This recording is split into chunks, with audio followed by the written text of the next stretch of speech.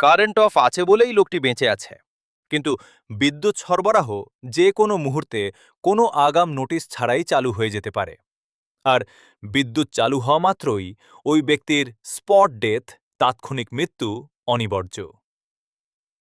আইনি অপরাধ ও সরকারি সম্পত্তির ক্ষতি।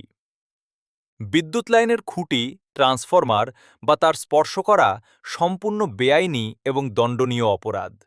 এটি সরকারি সম্পত্তির অপব্যবহার এবং নিজের জীবনকে স্বেচ্ছায় ঝুঁকিতে ফেলার শামিল। অন্যদের জন্য ভোগান্তি।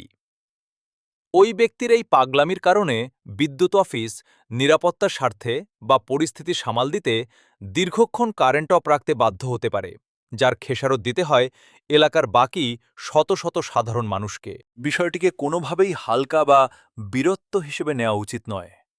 আপনার সামনে এমন ঘটনা ঘটলে প্রথম কাজ হওয়া উচিত: ১. বিদ্যুৎ অফিসে দ্রুত খবর দেওয়া, যাতে তারা পরিস্থিতি স্বাভাবিক না হওয়া পর্যন্ত কোনোভাবেই লাইনে কারেন্ট না দেয়। ২. পুলিশ বা স্থানীয় প্রশাসনকে জানানো, যাতে লোকটিকে নিরাপদে নিচে নামিয়ে আনা যায় এবং তার চিকিৎসার ব্যবস্থা করা হয়। মদের নেশায় 11,000 ভোল্টের বিদ্যুতের খুঁটিতে উঠে শুয়ে পড়লেন যুবক। ঘণ্টার পর ঘণ্টা বন্ধ রাখতে হল বিদ্যুৎ। উত্তরপ্রদেশের মহারাজগঞ্জ জেলায় ঘটেছে এক অবিশ্বাস্য ঘটনা।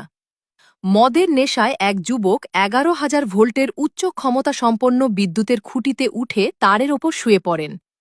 এই দৃশ্য দেখে আতঙ্কিত হয়ে পড়েন স্থানীয় বাসিন্দারা।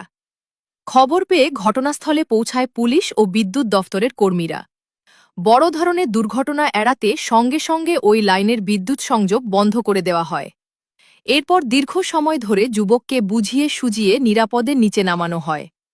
পুলিশ জানিয়েছে ওই ব্যক্তি মদের নেশায় ছিলেন। তার এই বেপরোয়া কাণ্ডের ফলে এলাকায় বিদ্যুৎ পরিষেবা ব্যাহত হয় এবং প্রাণঘাতী দুর্ঘটনার আশঙ্কা তৈরি হয়। পরে তাকে নিরাপদে উদ্ধার করে পরিবারের হাতে তুলে দেওয়া হয়। এ ধরনের বিপজ্জনক কাজ কখনোই অনুকরণ করবেন না। সামান্য অসাবধানতাও প্রাণঘাতী দুর্ঘটনার কারণ হতে পারে।